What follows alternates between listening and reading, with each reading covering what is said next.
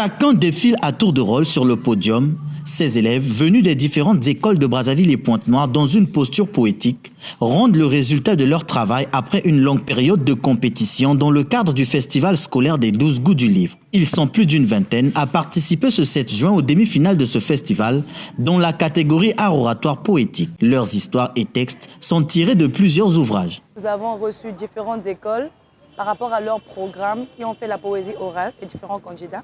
Et aussi pour rassembler tout le monde afin de leur informer et de les préparer pour la journée du 9. Parce qu'aujourd'hui, nous avons une partie de quelques écoles, demain aussi une autre partie, mais le 9, ce sera toutes les écoles.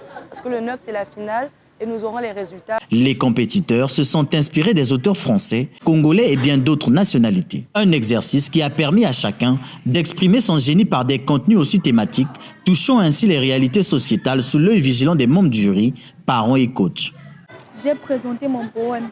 Le vieil homme esclave. Le message du poème, c'est que la maltraitance des hommes est un vrai problème pour l'humanité et les hommes devraient y remédier. J'ai l'impression que mon poème, c'était le meilleur présenté. En fait, je voulais faire passer un message qui dit en fait que dans les familles, on doit éviter le divorce parce que lorsqu'il y a le divorce, cela affecte le subconscient d'un enfant et cet enfant risque d'avoir une mauvaise image de son père ou de sa mère.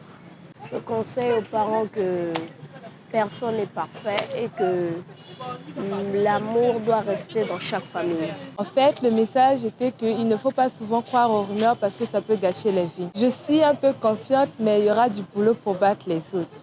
Je suis juste émue et puis je n'en reviens pas trop en fait.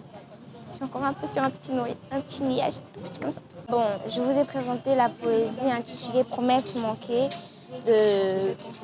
inspirée par moi et ma coach et tirée du livre Mes figues, mes raisins.